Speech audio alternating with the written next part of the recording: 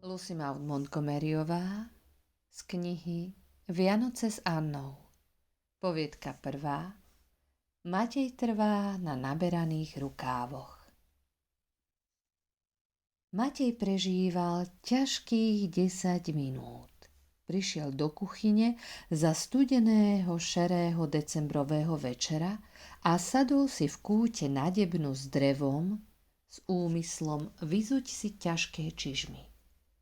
Nevedel, že Anna a skupinka jej spolužiačok nacvičujú v obyvacej izbe divadlo Kráľovnú víl.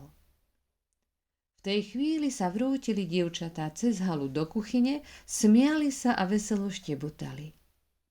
Nevšimli si Mateja, ktorý ostýchavo cúvol do tieňa za drevenú debnu s čižmou v jednej ruke a s obuvákom v druhej. Spomínaných 10 minút ich placho pozoroval, ako si obliekajú kabáty s kapucňami a rozprávajú sa o vystúpení na večierku. Anna stála medzi nimi s rozžiarenými očami a nadšená ako oni.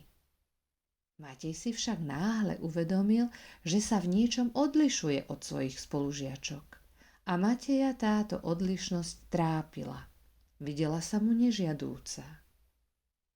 Anna mala bystrejšiu tvár, väčšie oči, žiarivé ako hviezdy a jemnejšie črty ako ostatné dievčatá. Dokonca aj plachý, nevšímavý Matej vnímal takéto veci. Odlišnosť, ktorá ho znepokojila, však nespočívala v týchto veciach. V čom teda spočívala? Mateja mátala táto otázka ešte dlho potom, čo dievčatá odišli, zavesené do seba, dolu dlhou, tuho zamrznutou uličkou a Anna sa poberala naspäť k svojim knihám do izby. Nemohol sa s tým ani zdôveriť Merile. Cítil, že by celkom iste opovržlivo ohrnula nos a poznamenala, že medzi Annou a ostatnými dievčatami vidí jediný rozdiel. A to taký, že oni občas držia jazyk na uzde, kým Anna nikdy. A Matej cítil, že toto by mu veľmi nepomohlo. Ten večer si vzal na veľkú neľúbosť Merily na pomoc svoju fajku, aby si to premyslel. Po 2 hodinách bafkania a tuhého uvažovania mu svitla myšlienka. Anna nebola oblečená tak ako ostatné dievčatá. Čím viacej o tejto veci premýšľal, tým viac bol presvedčený, že Anna nikdy nebola oblečená tak ako ostatné dievčatá. Odkedy prišla do zeleného domu, Merila ju obliekala do všedných tmavých šiat rovnakého strihu. Matej azda aj vedel, že existuje niečo také ako móda v obliekaní, ale nič viac. Bol si však celkom istý v tom, že Anine rukávy nevyzerajú tak ako rukávy ostatných šiat dievčat. Spomenul si na dievčatá, ktoré videl okolo nej v ten večer. Všetky mali oblečené pestré životiky červenej, modrej a bielej farby. Čudoval sa, prečo Merila Annu vždy oblieka tak jednoducho a všedne. Prirodzene asi to bolo správne. Merila to vedela lepšie. Merila ju vychovávala. Pravdepodobne to bol nejaký múdry, tajomný zámer. A iste by však nebolo na škodu, keby dieťaťu dovolili mať aspoň jedny pekné šaty, také ako napríklad nosila Diana Barryová. Matej sa rozhodol, že jej jedny také šaty daruje. Proti tomu sa iste nedalo nič namietať, že by to bolo neoprávnene zasiahnuté do výchovy a do výchovy dievčaťa ho predsa nič nie je. Do Vianoc chýbali už len 2 týždne a pekné nové šaty budú tým najvhodnejším darčekom pre dievča. Matej si spokojne vydýchol, odložil fajku a pobral sa do postele. Zatiaľ čo merila, pootvárala všetky dvere a vetrala dom. Hneď na druhý deň sa Matej pobral do Kermody kúpiť šaty, odhodlaný zbaviť sa čo najskôr tej ťaživej úlohy. Bol si istý, že to nebude jednoduchá objednávka. Pri kúpe niektorých vecí sa Matej osvedčil ako veľmi dobrý kupec.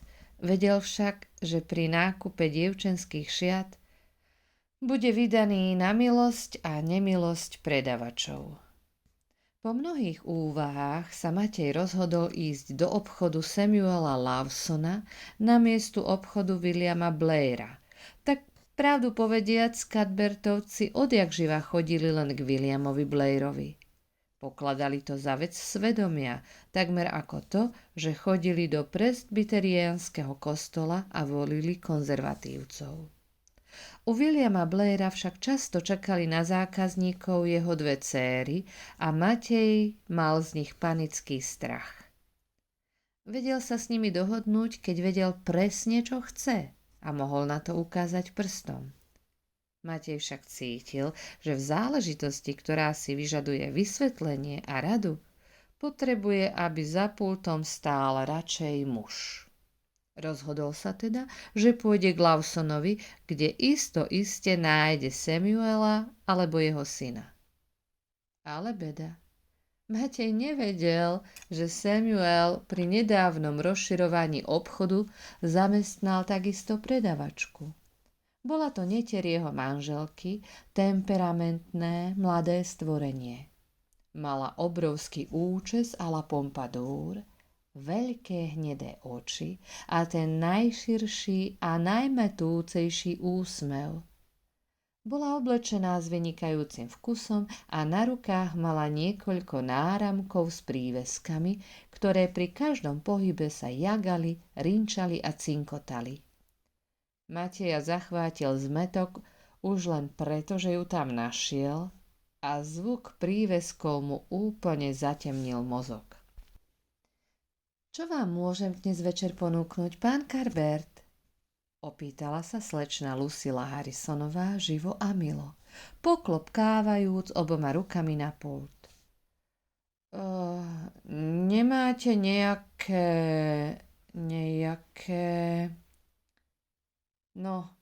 Nuž povedzme, nejaké hrable? Vyjachtal sa Matej. Slečna Harrisonová vyzerala trocha prekvapená a právom, keď počula, že tento muž si pýta záhradné hrable uprostred decembra. No, hádam zvýšili jedny alebo dvoje, povedala.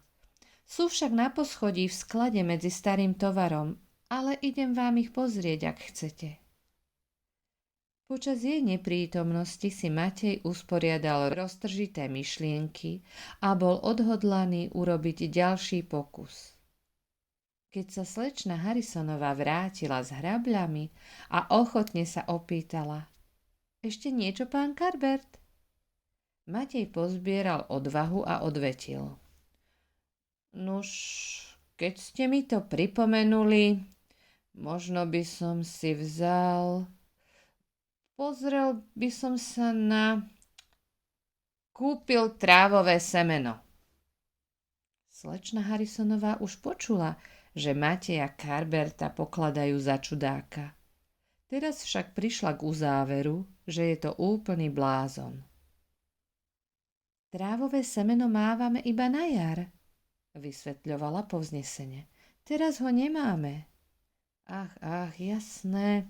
Presne tak, ako vravíte, vyjachtal sa nešťastný Matej. Schytil hrable a pratal sa k dverám. Na prahu si spomenul, že nezaplatil a tak sa zúfalo vrátil späť. Kým slečna Harrisonová odpočítavala drobné, pozbieral sily na posledný pokus. Nuž, a teraz, ak vás veľmi neobťažujem, ešte by som... Chcem povedať, rád by som sa pozrel na cukor. Biely alebo hnedý? Opýtala sa slečna Harrisonová trpezlivo. Nuž, hnedý, povedal Matej placho. Tamto máme celý súdok, povedala slečna Harrisonová a potriasla pritom náramkami. Máme len tento druh. Vezmem si z neho 20 libier, povedal Matej a na čele sa mu perlili kvapky potu. Matej prešiel polovicu cesty domov, kým opäť nadobudol rovnováhu. Bola to preňho hrozná skúsenosť. Pomyslel si, že tak mu treba, keď sa dopustil takého prehrešku, že šiel do cudzieho obchodu. Keď prišiel domov, ukryl hrable do kôlne na náradie, no cukor odniesol Merile. Hnedý cukor, zvolala Merila. To čo ťa pochytilo, že si ho kúpil tak veľa? Vieš, že ho používam len do ovsenej kaše pre pomocníka alebo do tmavého ovocného koláča. Ale Jerry už odišiel a koláč som piekla nedávno. A napokon ani to nie je dobrý cukor. Je hrubý a tmavý. William Blair zvyčajne takýto cukor nemáva. Myslel som, že sa ti niekedy zíde, povedal Matej a rýchlo sa vytratil. Keď si Matej celú vec premyslel, rozhodol sa, že túto situáciu musí riešiť žena. Merila však neprichádzala do úvahy. Matej si bol istý, že by jeho plán okamžite zavrhla. Ostávala teda už len pani Lindová, pretože Matej by sa neodvážil požiadať o radu žiadnu inú ženu zavolá. A tak sa teda vybral k pani Lindovej a tá dobrá žena utrápeného muža i hneď zbavila pochybností. Vybrať ti šaty, ktoré daruješ Anne? Tak to rada urobím. Zajtra pôjdem do Karmody a vybavím to. Máš na mysli niečo konkrétne, nie? Dobre, tak potom sa spoľahnem na vlastný úsudok. Myslím, že Anne pristane sýtá hnedá. William Blair má práve takú novú látku na šaty. A mám ich jej aj ušiť? Iste. Veď keby to robila Merila, Anna by to pravdepodobne objavila a už by to nebolo prekvapenie. Nuž urobím to. Nie, ani trocha ma to neobťažuje. Rada šijem. Urobím to na postavu mojej netere Jenny Gillisovej, pretože sa podobajú ako vajce vajcu svojou postavou. Nuž, som ti veľmi zaviazaný, povedal Matej. A neviem, rád by som... Myslím, že dnes sa robia nejaké iné rukávy ako kedysi. Ak nežiadam priveľa, bol by som rád, keby tie šaty boli moderné. Nazberané? No samozrejme, o to sa nemusíš báť, Matej. Ušijem ich presne podľa poslednej módy, sľúbila pani Lindová. Keď Matej odišiel, v duchu dodala. Naozaj to bude pre mňa veľké zadozučinenie, keď uvidím, že to úbohé dieťa má raz oblečené niečo, čo na nej dobre vyzerá. Merila ju oblieka v skutku veľmi všedne, tak je, už som jej to aj niekoľkokrát chcela otvorene povedať. No držala som jazyk za zubami, lebo viem, že Merila nechce radu a myslí si, že vie o výchove detí viac ako ja, hoci je len stará dievka. No tak to však býva. Ľudia, ktorí vychovali deti, vedia, že na celom svete neexistuje metóda, ktorá by platila na každé dieťa. A tí, čo deti nemali, myslia si, že je to všetko jasné a ľahké, ako malá násobilka. No ľudia z mesa a kosti nepodliehajú matematickým zákonom a práve v tom robí Merila Carbertová chybu. Predpokladám, že sa usiluje pestovať v Anne pokoru, keď ju tak oblieka. Je však najpravdepodobnejšie, že v nej vypestuje skôr závisť a nespokojnosť. Som si istá, že to dieťa vidí rozdiel medzi svojimi šatami a šatami ostatných dievčat.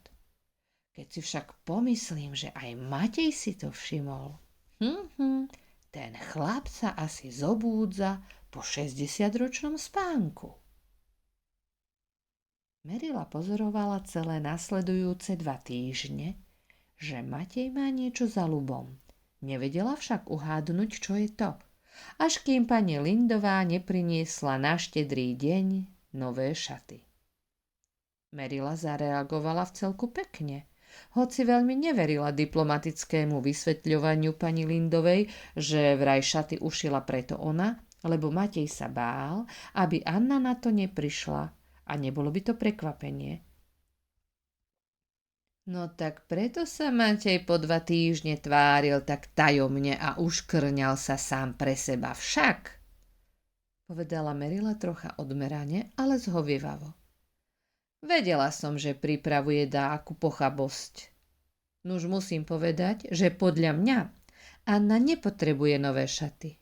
Túto jeseň som jej ušila 3 dobrých a teplých praktických šiat. A čokoľvek navyše je čírá márnotratnosť. Na môj veru, z tých rukávov by bolo dosť materiálu aj na ďalší životík. Takto iba podporíš Anninu márnivosť, Matej. Už teraz sa nosí ako pávica. No dúfam, že už bude konečne spokojná. Viem, že po tých hlúpych rukávoch túžila, odkedy prišli do módy. Hoci o tom nepovedala nikdy ani slovko. Tie rukávy sa šijú čoraz väčšie a smiešnejšie. Už sú také veľké ako balóny. Na budúci rok bude musieť každý, kto si ich oblečie, prechádzať cez dvere bokom. To vianočné ráno svitlo nad prekrásnym bielým svetom a bol veľmi mierny december a ľudia očakávali zelené Vianoce. V noci však mäkko napadlo veľa snehu, ktorý skrášlil celé Avonlá. Anna naradostene vykúkla zo svojho podkrovného okna, pokrytého námrazou. Jedle v strašidelnom lese boli zahalené bielym páperím, brezy a divé čerešne sa jagali ako perly, na pooraných poliach sa rozprestierali zasnežené brázdy a vzduch voňal úžasne sviežo. Anna zbehla dolu schodmi spievajúc, až sa jej hlas ozýval v celom zelenom dome. Šťastné Vianoce, Merila! Šťastné Vianoce, Matej! Nie sú to prekrásne Vianoce? Som tak rada, že sú biele. Iné Vianoce by predsa neboli skutočné Vianoce však. Nemám rada zelené Vianoce. Hoci nie sú zelené, sú škaredé, hnedé a sivé. Neviem, prečo ich ľudia nazývajú zelené. Ale, Matej, to je pre mňa? Ach, Matej! Matej rozpačito vybral šaty z balíka a podal jej ich s ospravedlňujúcim pohľadom upretým na Merilu. Tá predstierala nevšímavosť a naplňala čajník, no kútikom oka so záujmom pozorovala celý výjav. Anna vzala šaty do rúk a v úctivom tichu sa na ne pozerala. Ach, aké boli pekné! Z utešenej, mäkkej, hnedej, lesklej hodvábnej látky. Sukňa bola elegantne naberaná a so všitými gumičkami. Životík starostlivo vypracovaný podľa poslednej módy s malým volánikom z priehľadnej čipky pri krku. Ale rukávy, tie boli korunou všetkého. Mali dlhé manžety a nad nimi 2 prekrásne naberania oddelené radmi gumičiek a mašlí z hnedej hodvábnej stužky. To je vianočný darček pre teba, Anna, povedal Matej placho. Nuž, nepáčia sa ti? Anine oči sa totižto náhle zaliali slzami.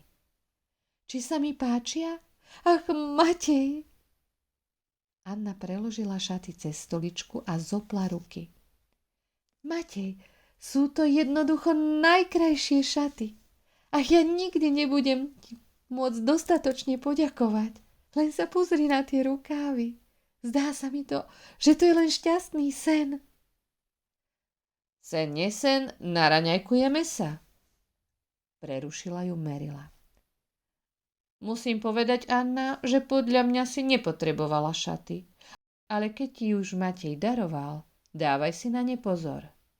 A pani Lindová ti tu nechala aj stužku do vlasov.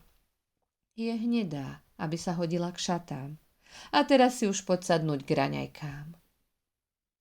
Neviem, či budem teraz môcť zjesť raňajky, povedala Anna uchvátene. Raňajky sa mi zdajú také všedné v takejto zrušujúcej chvíli. Najradšej by som si oči popásala pohľadom na šaty. Som taká rada, že nazberané rukávy sú ešte stále moderné. Zdá sa, že by som to ani neprežila, keby medzi tým vyšli z módy a ja by som ich nemala ani na jedných šatách. To by som nikdy nebola úplne spokojná. A bolo veľmi milé od pani Lindovej, že mi dala aj stužku. Cítim, že by som teraz mala byť veľmi dobré dievča. Vo chvíľach, ako je táto, ľutujem, že nie som vzorné dievčatko, ale ja si vždy dávam predsavzatie, že v budúcnosti sa ním stanem. Lenže je tak ťažké plniť predsavzatia, keď musíme bojovať s neodolateľnými pokušeniami. No, ja sa budem musieť asi poriadne usilovať. Keď bolo po tých všedných raňajkách, objavila sa Diana.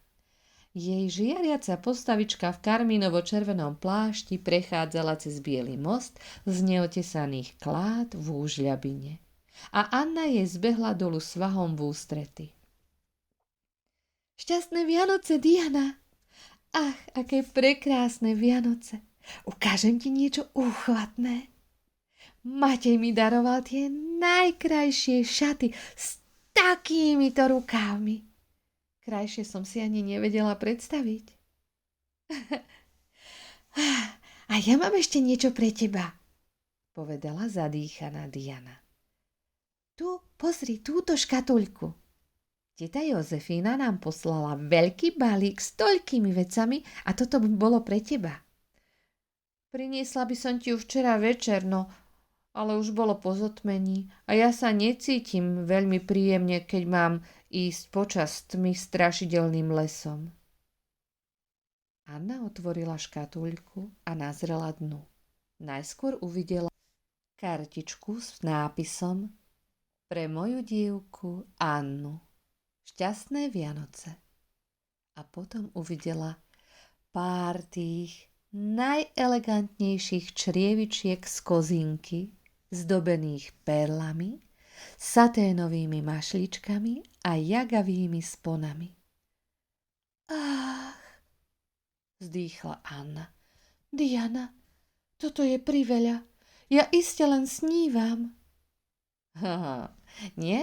Ja to nazývam dielo prozreteľnosti, povedala Diana. Teraz si už nebudeš musieť požičiavať topánky od Ruby. A to je požehnanie, lebo tie sú ti o 2 čísla väčšie a bolo by hrozné počuť, ako Víla šúcha veľkými topánkami. Josie Pájová bude rada.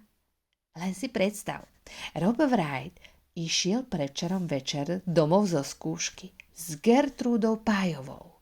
Počula si už niečo také? Všetkých spolužiakov Vavonlá v ten deň zachvátilo vzrušenie, keď chystali sálu a vykonávali generálnu skúšku celého divadla.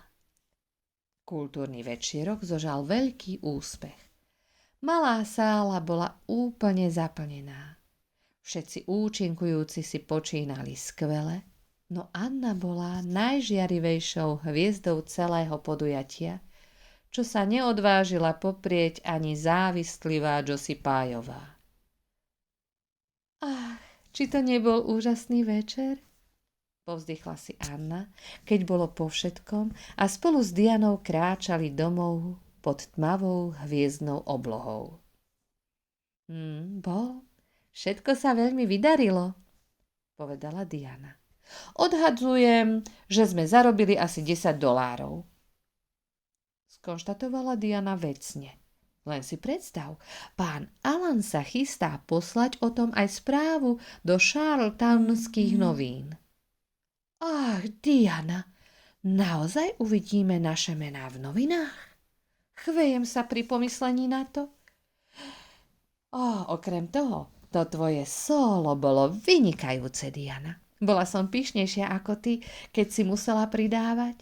A v duchu som si povedala: výborne, takto oceňujú moju najdrahšiu a najlepšiu priateľku. Ďakujem, ale tvoje recitácie mali väčší a strhujúcejší úspech, Anna. Tá smutná báseň bola jednoducho prekrásna. Ale vieš, aká som bola nervózna, Diana? Ani neviem, ako som sa dostala na pódium. A keď Alan zvolal moje meno, cítila som, ako keby na mňa hľadelo milión očí a prenikalo mnou. A v jednej hroznej chvíli som si bola istá, že skoro ani nezačnem. No ale potom som si spomenula na svoje nazberané rukávy a pozbierala som všetku odvahu.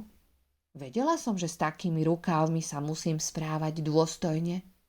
A tak som začala, ale zdalo sa mi, že môj hlas prichádza z veľkej diaľky. Cítila som sa ako papagáj.